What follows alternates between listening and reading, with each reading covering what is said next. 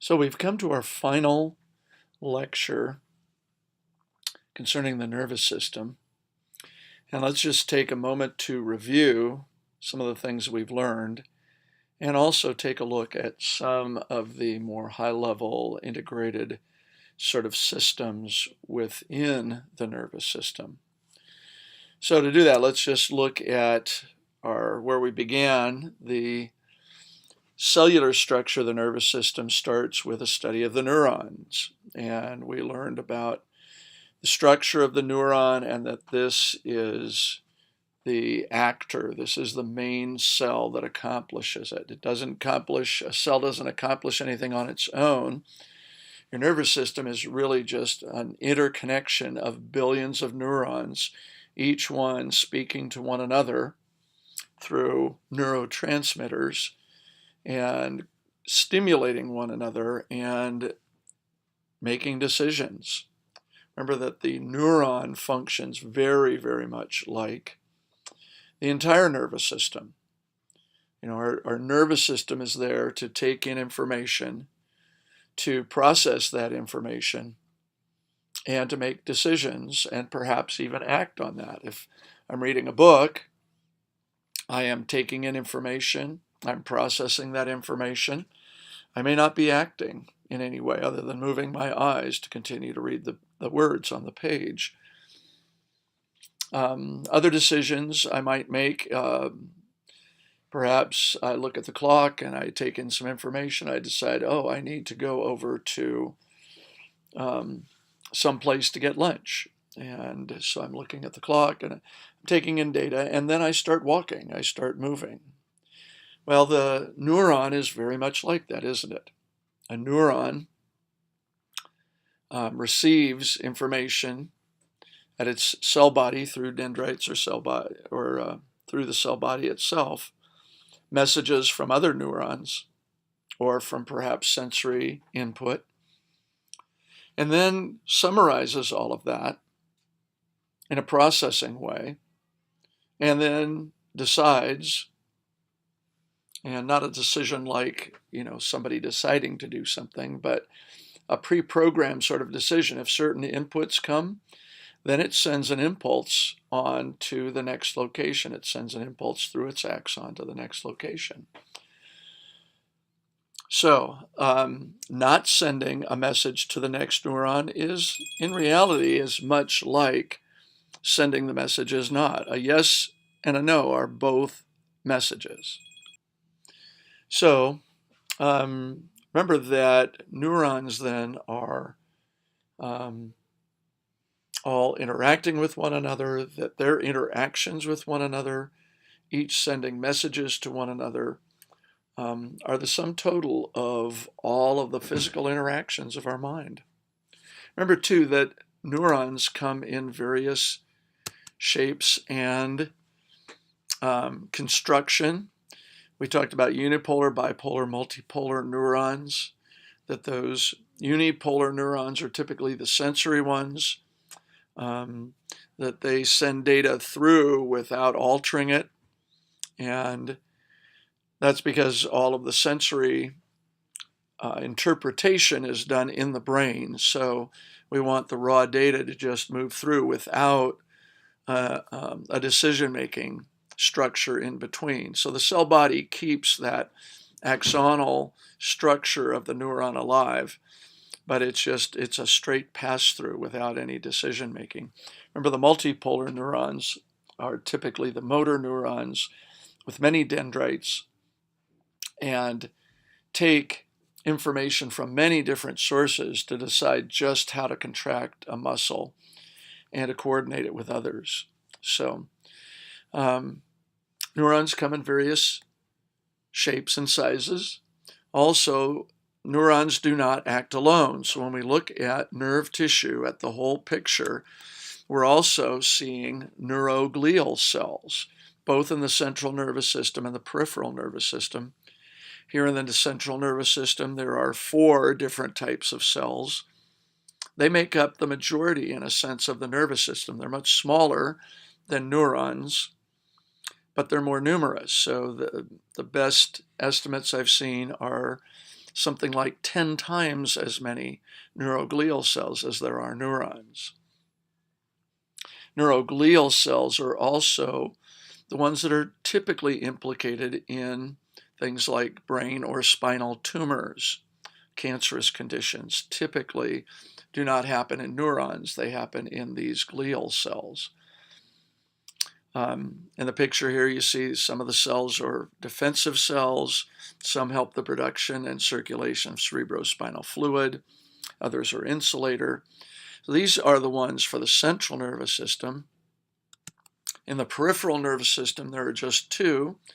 Remember, the satellite cells help isolate the cell bodies of neurons from the rest of the human body so that they have a little mini environment that's like the central nervous system. And then the Schwann cells operate as insulator cells. So those are the only two in the peripheral nervous system.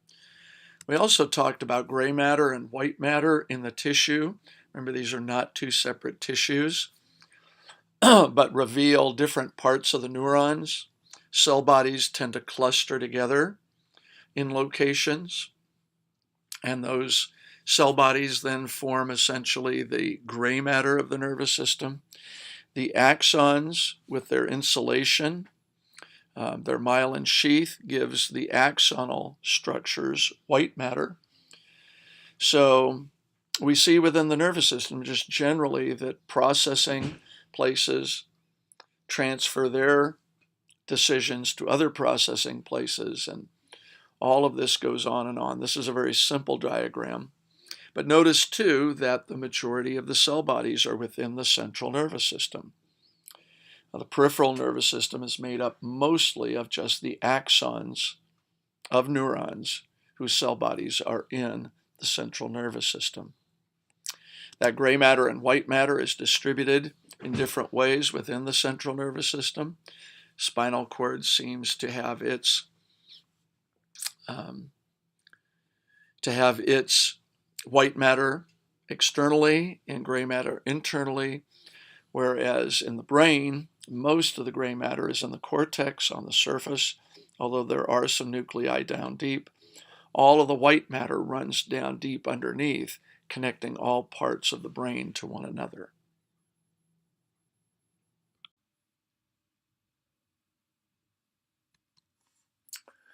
So, as we look at other parts of the nervous system, then, we explored the areas, functional areas of the cerebrum, which are, of course, not obvious from the surface of the cerebrum.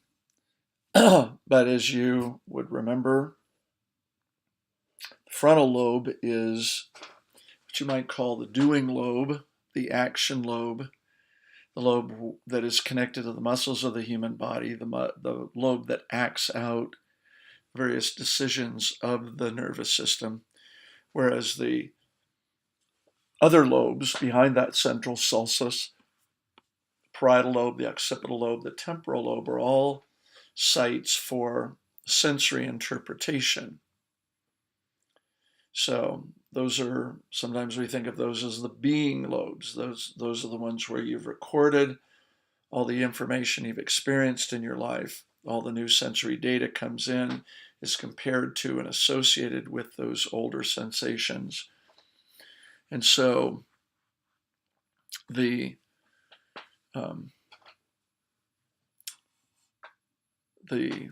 three lobes in the sensory area and the one lobe in the doing area, these are the ones that interpret for us all these actions. In terms of a general progress of data and information and decision making, it is something like this, where the sensory data from our environment is processed through the primary sensory areas in the three major lobes.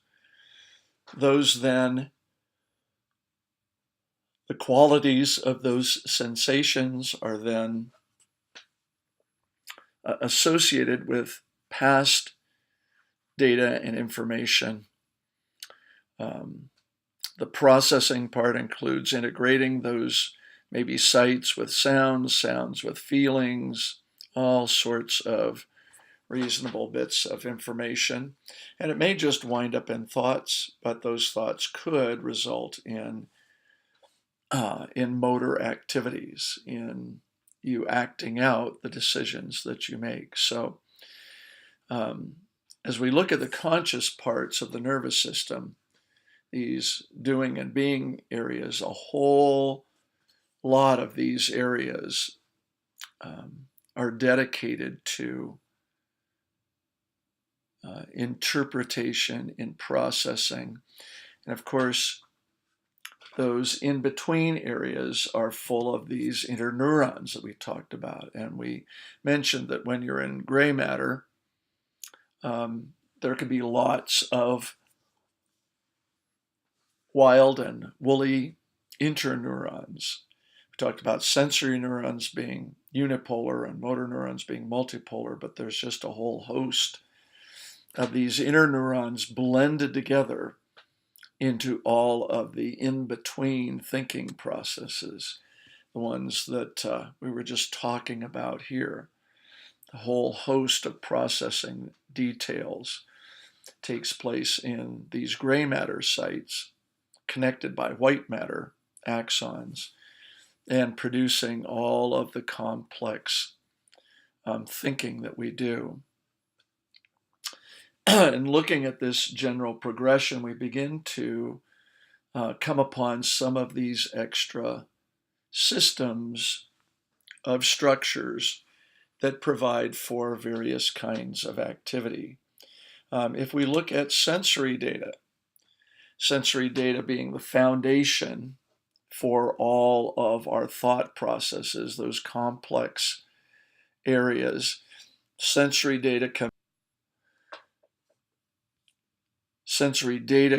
into these locations, and in the occipital lobe, there's visual association, auditory association, the somatosensory, olfactory. All these major sensations that we think of are all coming in and flooding those being parts, those lobes of the cerebrum that involve interpreting this. And it's the association areas that do that. Now, there's a system of structures that we haven't mentioned before that we want to mention here called the Reticular Activating System, often abbreviated as the RAS. Reticular Activating System looks something like this. Its primary structure of this reticular activating system is a structure in the brainstem called the reticular formation. You see it here in green. And notice that input from various senses down through the spinal cord is coming your somatic sensory, input from the ears, input from the eyes. All our sensory data of the higher orders comes in and is filtered through this reticular formation, the primary structure of this reticular activating system. And this reticular activating system actually has two functions that it contributes to. Number one, it would be that it activates the cerebrum. That there are times in our day when there isn't a lot of stimuli to the cerebrum. And this reticular formation then sends random bursts of information up into the cerebrum to keep it awake and aware. The other thing that this does is it filters sensory data. Now, those two would seem to be, why would you filter out sensory data while you're trying to activate the cerebrum at the same time? And it can be complementary in this way. The activating, the sending random bursts of data up into the cerebral cortex keeps the cells sort of on edge. It keeps them primed. It keeps them sending random bits of data, not enough to make you sense something, but to keep the cells primed so that when data does come, they are ready to respond. This is what results in the awareness or consciousness of our mind. And the lack of this is what results in sleep. So this reticular activating system, one of the two things that it does is it activates the cerebrum. It's probably most obvious when it's not there. And if you've ever been drowsy, wouldn't wish this on anybody, but perhaps there's been a time when you've been driving and you've gotten very drowsy and you feel like going to sleep. What's going on? Well, your reticular activating system has sort of a lifespan. And so it's got a daily sort of lifespan, and we need to sleep each night basically to recharge this. It's sending bursts of consciousness into our cerebral cortex, just random little bouts to keep everything primed and ready. When it runs out of gas, we can charge it up with caffeine, or if we don't, we just start getting drowsy and we come to the place where we just want to sleep. If you come to that situation and you can't, and for whatever reason you shouldn't go to sleep, like if driving a car, we do things that take the place of that. And most of those things are, we try to create pain, or we try to create noise, or we try to create feeling in our skin. If you're in a car, you might roll down the window if it's cold outside. You might roll down the windows so you get some cold stimulus. You might turn up the radio so you get some auditory stimulus. But basically what you're trying to do is provide sensory stimuli to your brain to keep it aware. Normally, the reticular activating system does that. It's sending these random bursts to keep your brain aware and conscious and awake so that you can pay attention to things.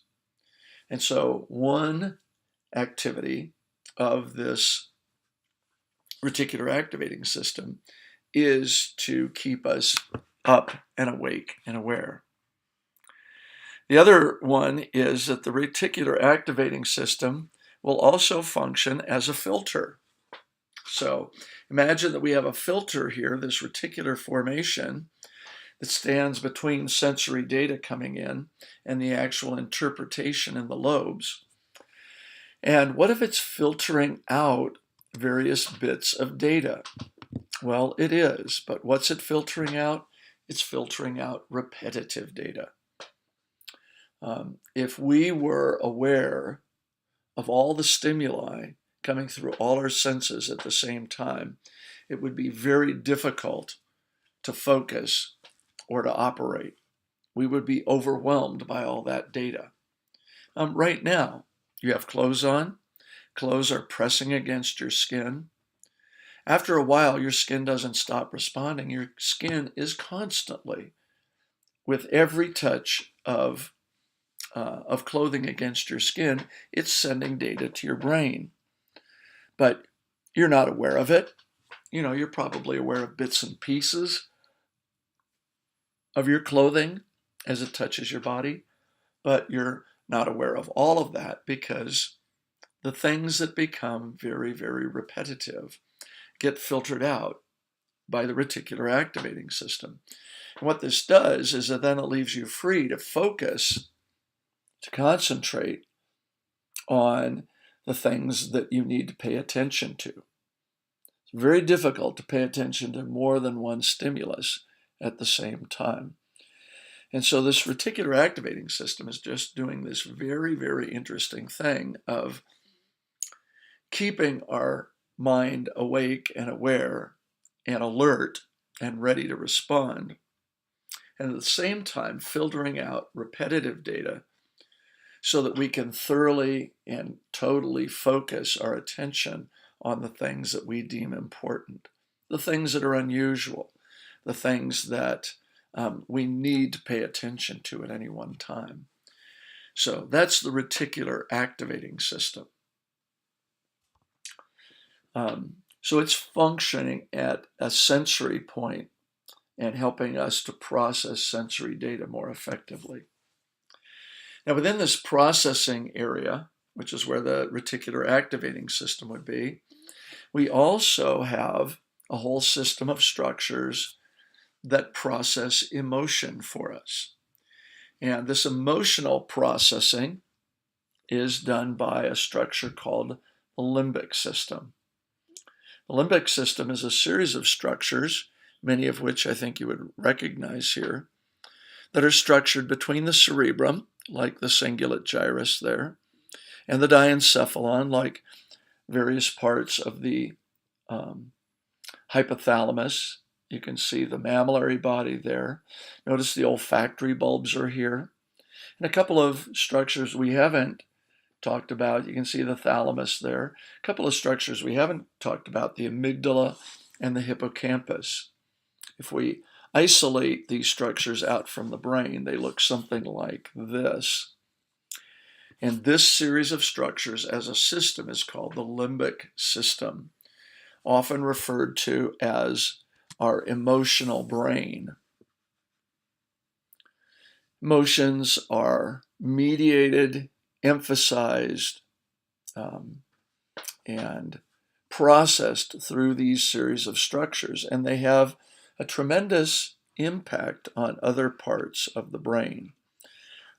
Some of the things to point out here is that our olfactory sense enters straight into this limbic system.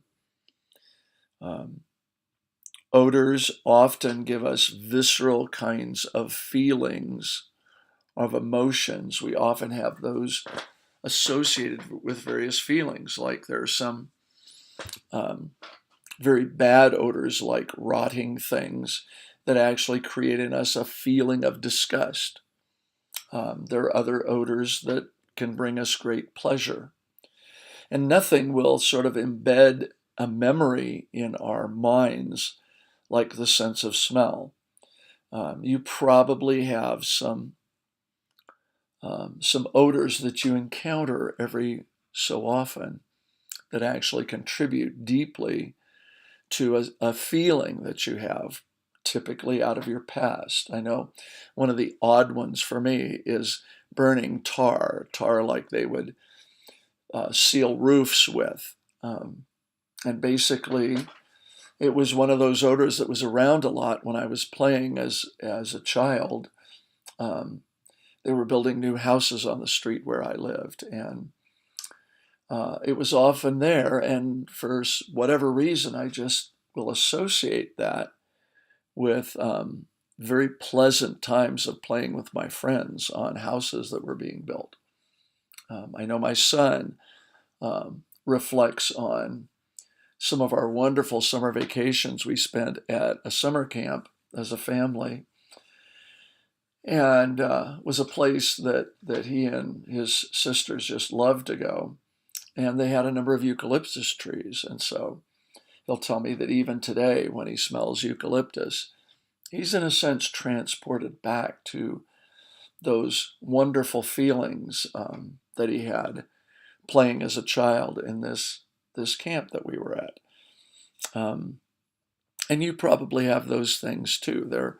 There may be odors that are negative for you and that you just tend to avoid.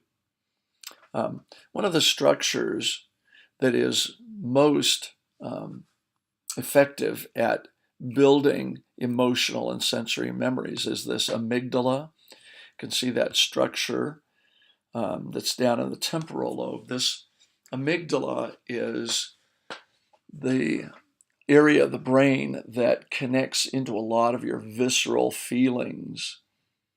You feel things deeply when your body reacts. They've done psychological experiments where they cut off your physical reaction to something that you're feeling, and the intensity of the feeling is is muted at best. Where you see this come into play is in some phobias. Some people can work themselves into a very, very fearful state where something causes them to be afraid, and they get the visceral feeling of it, and then they focus on that feeling, which makes them more afraid, and they focus on that feeling, that increased feeling of fear coming, and just that focusing on the visceral responses can increase that sense of dread or fear. And the amygdala is one of the sites that is big for that. One of the other important sites here is that structure called the hippocampus. The hippocampus is a part of the brain that turns short-term memories, the things you're experiencing right at the moment or within just a short period of time, into long-term memories. People that have had their hippocampus damaged will not remember things that they just recently experienced. If a person had a damaged hippocampus and you met them for the first time and got to know them and you had a pleasant conversation for 30 minutes, they might go to the restroom, and by the time they got back, they wouldn't know who you were, or even that you had just had a 30-minute conversation. They still have thoughts and memories prior to the damage of the hippocampus, but from that damage point on, they cannot make new long-term memories. And so emotion and the raw emotion, like from the amygdala, olfactory senses, and other experiences do not move into memory without this hippocampus being intact. So our emotional brain is this set of structures that have a unique input from olfactory sense, from memory, and sites that stimulate strong visceral reactions like an increased heart rate or a shutting down of your digestive system or whatever that mediates strong emotion in us. This also brings up an important point. Another system of structures are the structures that are involved in creating memories. And of course, the amygdala is part of that. We mentioned the hippocampus here. All your association areas contain past experiences that you compare current activities to. Wernicke's area is unique in this. Remember, it's the language area. And we can't think about things that don't have names. And so applying and remembering names of objects and concepts in our world is a very important part of what Wernicke's area does. And naming things allows us to think about them and to manipulate them with our minds. Very important part of language and memory. And then, of course, way out in the front of the frontal lobe, the prefrontal cortex integrates so much of this into decisions that we make and experiences that we have. Prefrontal cortex is really our personality and so much of how we respond to things. It draws from other memory sites to process new decisions.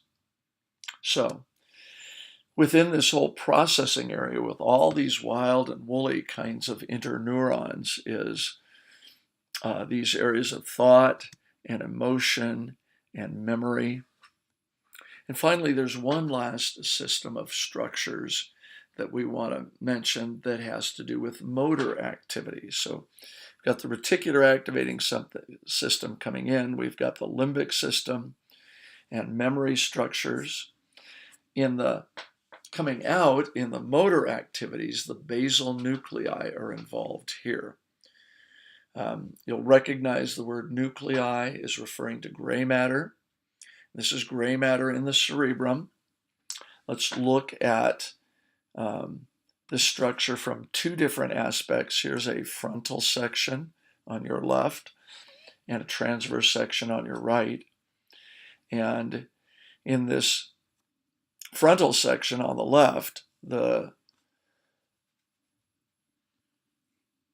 basal nuclei are colored in blue and in brown. If you can pick out the lateral ventricles in white in the picture, the thalamus in green. The basal nuclei sort of curve around and are found next to the structures that are coming up out of the brainstem. Let's put the brainstem in here. Notice the white matter between the thalamus and the basal nuclei. These are what are known as the internal capsule. This is the white matter coming up from the body and connecting out into the cerebral cortex. The Diencephalon is here in the center with the third ventricle, the two green thalami, the lateral ventricles above. Each of the basal nuclei here, and they're located right here, have names. You see the globus pallidus and the caudate nucleus. I'm not going to have you learn all these names. If we had more time, if we spent more time with the nervous system, we could do that. But you can kind of see where these exist. Here's the insula.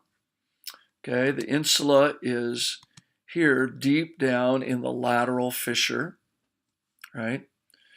And notice we've got the insula that's over the basal nuclei, which are over the thalamus. In our brain model, we see the insula attached to the diencephalon in our brain model. Maybe you remember that. And so in reality, we don't talk about this early on, but in reality, those big lumps that we see above the brainstem in our brain model are really a composite of the insula, the basal nuclei, and the thalamus deep down in. And this kind of gives you a good sense of where that is. So what are these basal nuclei for? They're responsible for helping us to make movements graceful and fluid and effective. They help take care of repetitive motions. There's actually a feedback circuit where data from the cerebrum, movement data, comes into the basal nuclei. They process that, help create and adjust the movement so they're more fluid. They send that information to the thalamus, which routes it back up to the cerebral cortex, helping to adjust the movements that have been planned and thought through and make them more fluid. So it's really sort of a feedback circuit that brings more data back to the cerebral cortex, the frontal lobe, so that movements become more precise. And in doing that, one of the things that needs to happen is we need to inhibit antagonistic movements. And by that I mean, say you're going to contract your bicep muscle. Well, at the moment that's contracting, your tricep muscle, which is the opposing or the antagonistic muscle, needs to relax. It needs to not contract. If both muscles were to contract at the same time, the arm would not move at all. It would just stay rigid. And coordinating the contraction of one muscle and the relaxation of the other muscle is a very, very important part of movement. When this doesn't happen, when the basal nuclei sort of have problems, we see situations like Parkinson's disease. If you know that, it's sort of a tremoring kind of activity where somebody, if they're not paying attention to, say, their arm or whatever, the arm will have uncontrolled movement to it. And it's always this back and forth sort of antagonistic movement. And instead of the basal nuclei doing what they do, and pausing one while working the other, both things are continuing. Notice that repetitive movements are here too. Things that you don't have to think about. When you walk, you don't think about walking, you just do it. It's that repetitive, continuous motion. And the basal nuclei are very, very important in creating these repetitive movements.